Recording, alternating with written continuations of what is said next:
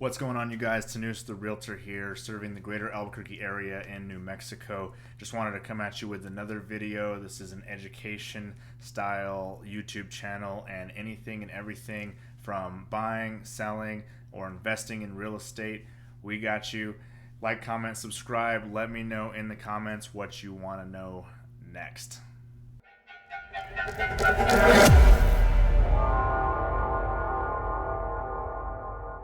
What's going on, you guys? My name is Matt Tanus, Realtor with eXp, serving the greater Albuquerque area in New Mexico.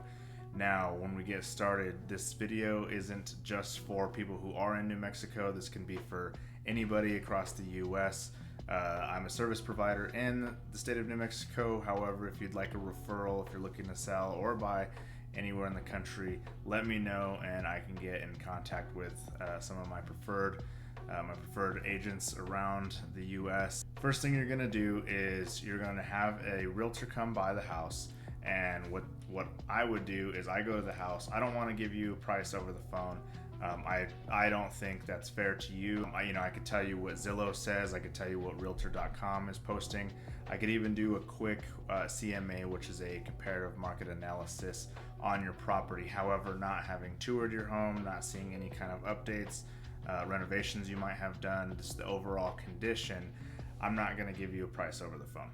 But what I will do is when I sit down with you at your house, I will go ahead and walk the property, look at everything that you've done. I want you to point out the important things to you and projects also that you haven't got to yet, but you wanted to.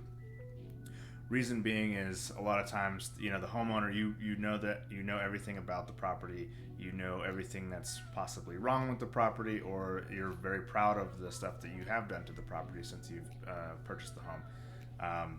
But that's going to give me a much better assessment on where your price or where your house stands when it comes to price point.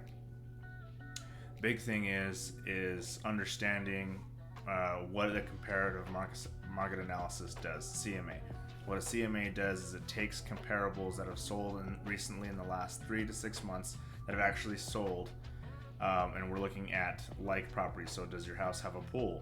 I need to know your number of beds, bathroom square footage, and likely the homes in that area will be around the same age, but that's another factor to consider. Next, we're going to go over what is the ideal situation for you. So everybody and every transaction is going to be a little bit different. If you're looking at getting out of the property right away, then we can structure how you want to offer in terms of price and any additional seller concessions that you want to put out on the market to make your home more attractive, as well as or if you want to go ahead and just price is the number one thing. But at the end of the day, what a realtor does is inform and then perform. So what I'm going to do is I'm going to give you a list of prices that your house should go on the market for, because this is what the market is telling us. We use numbers and data to come up with the price that the market will bear. But at the end of the day, you have to choose that price. I can give you the best guidance that I can, and I can give you the best advice, but it's really up to you, the seller, on what it is that you want to sell your asset for. So that being said, we're gonna have to sit down and kind of talk about what it is that you are looking to get that's most important for you. Now, once we've come to an agreement on price, say I want to list it at this much, $350. Okay, well, what we'll do is we'll go ahead from that point on, we'll say, okay, what is the next step for you and what is the next step for me? Meaning, does your house need some paint?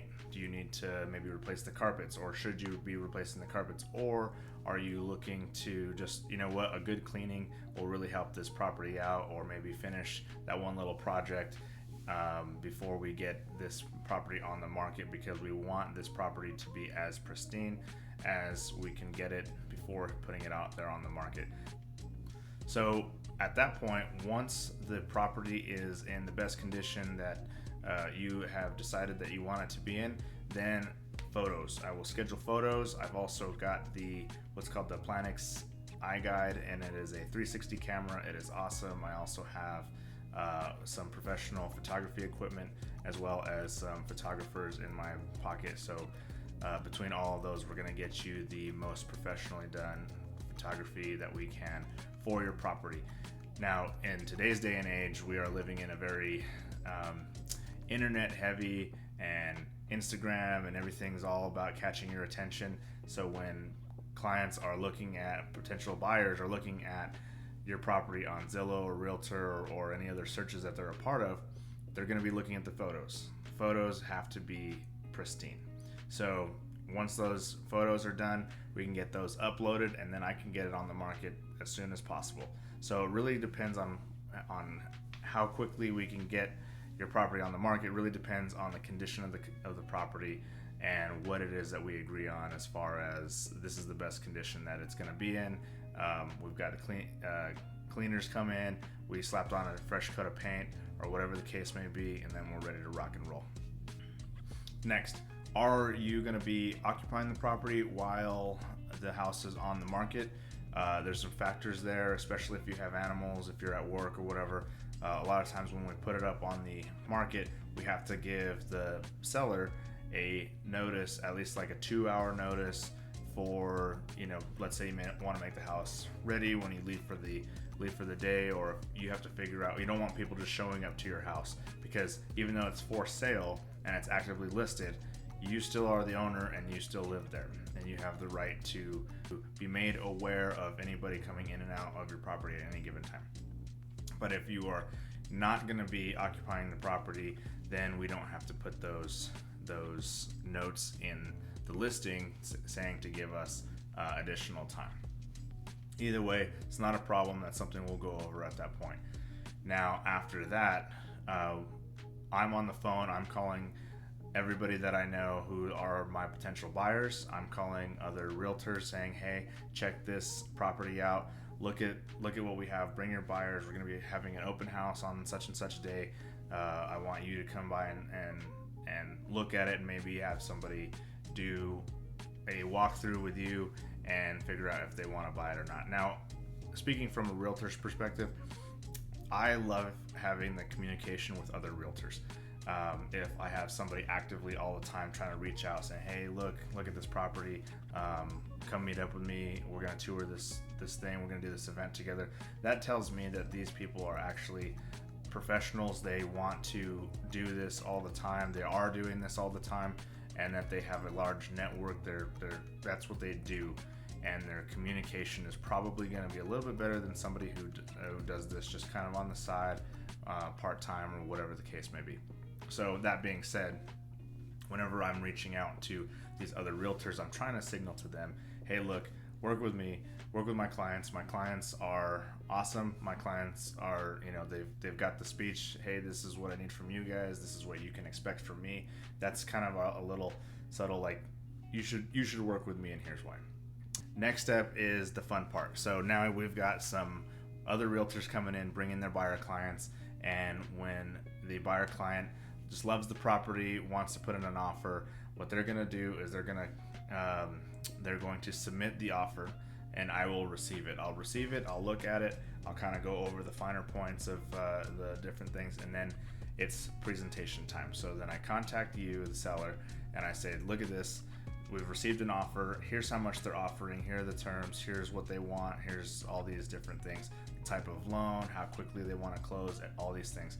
I present that to you, and if you say, yes, we're good, great. There's 3 different things you could do. You can accept the offer, you can reject the offer, or you can counter the offer. Now, the counter is technically a rejection of the original offer, but with whatever additional, whether it's a price point increase, or you want larger earnest money, we can get into that later. You want faster close or slower close, or whatever the case is. It really doesn't matter what the wants are, just as long as the language is in the contract, and we can put pretty much anything in there. So if you are going to counter the offer, what we'll do is we'll submit it back to the buy side, and the buy side is going to review that offer, present it to their client, and then their client is either going to accept, reject, or counter again. Once everything is accepted by all parties, We are now very excited because we are what's called pending. Now, at this point, your house is under contract. It still belongs to you. You're still responsible for the utilities. You're still responsible for waste management and keeping up with the property. It's not sold yet. It is under contract with the intention of being sold. Now, at this point, the buyer is going to be going through their due diligence process, meaning that they are going to schedule inspections depending on the type of property and the other amenities. At minimum, you're going to be looking at termite and dry rot, as well as whole home inspection. Now, if you have a pool, there's additional stuff there. They can get a specific roof inspection if they want a sewer scope done. If they want, they might need a well inspection. If you're on a well versus city water, all these different things. But baseline, typical ones, especially if the buyer clients are going to be obtaining funding, what they're looking at is at a minimum whole home and termite inspection.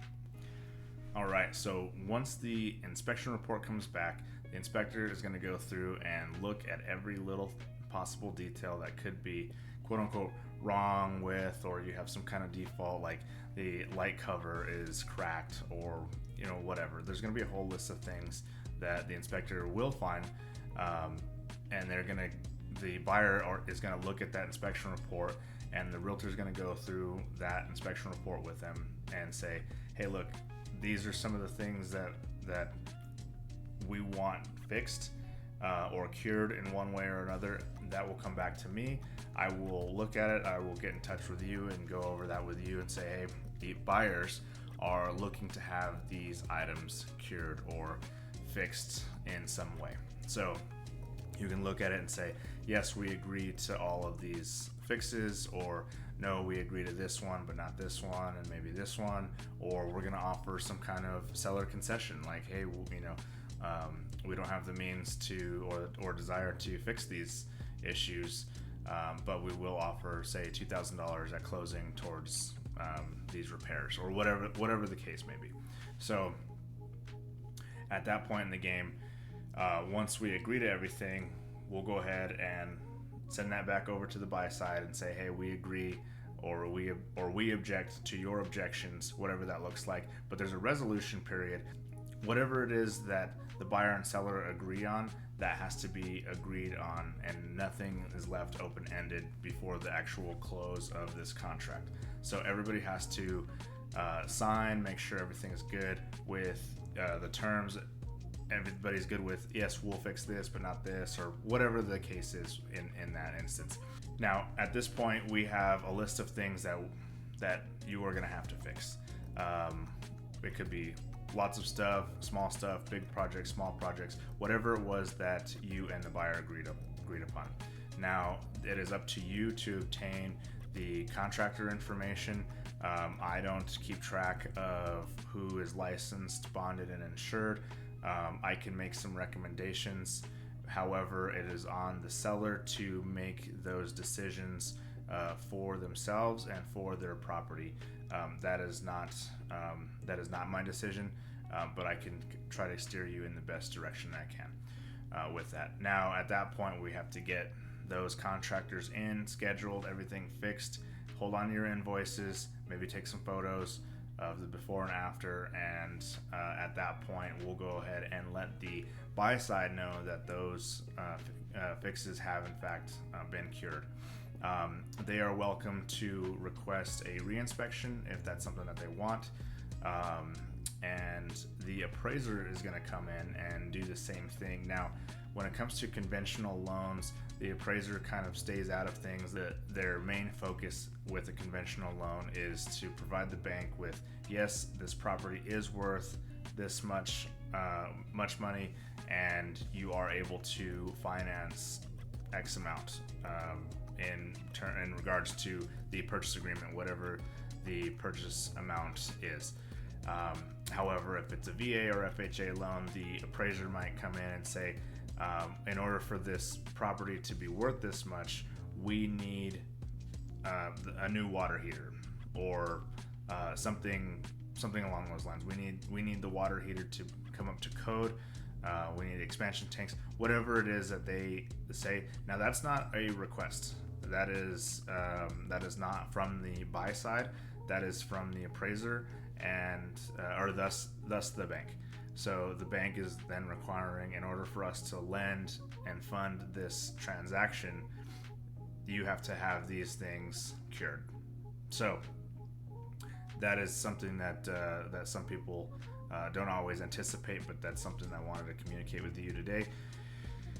Moving forward, at that point, they have 3 days prior to the day of closing to come in and do their final walkthrough and check out the property, making sure there's no holes.